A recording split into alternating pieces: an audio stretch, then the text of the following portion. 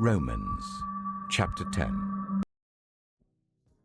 Brothers and sisters, my heart's desire and prayer to God for the Israelites is that they may be saved. For I can testify about them that they are zealous for God, but their zeal is not based on knowledge.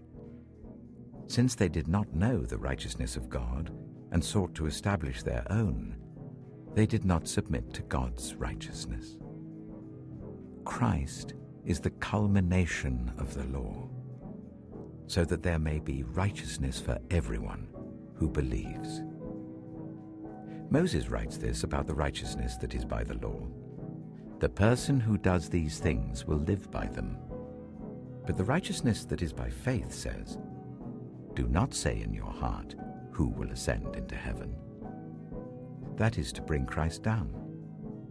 Or who will descend into the deep? That is to bring Christ up from the dead.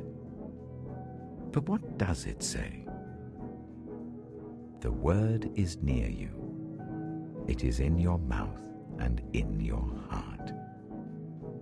That is the message concerning faith that we proclaim. If you declare with your mouth, Jesus is Lord, and believe in your heart that God raised him from the dead, you will be saved. For it is with your heart that you believe and are justified, and it is with your mouth that you profess your faith and are saved.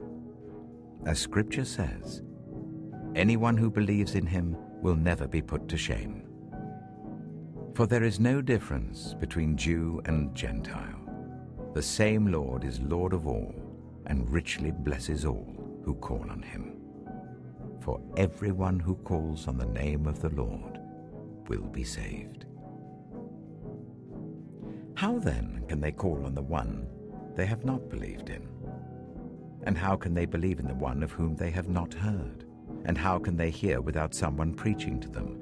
And how can anyone preach unless they are sent? As it is written, how beautiful are the feet of those who bring good news. But not all the Israelites accepted the good news.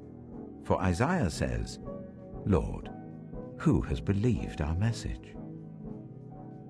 Consequently, faith comes from hearing the message, and the message is heard through the word about Christ.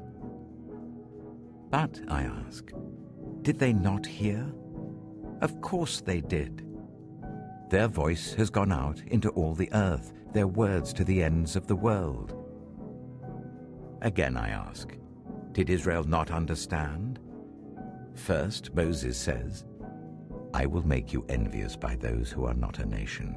I will make you angry by a nation that has no understanding. And Isaiah boldly says, I was found by those who did not seek me. I revealed myself to those who did not ask for me. But concerning Israel, he says, all day long I have held out my hands to a disobedient and obstinate people.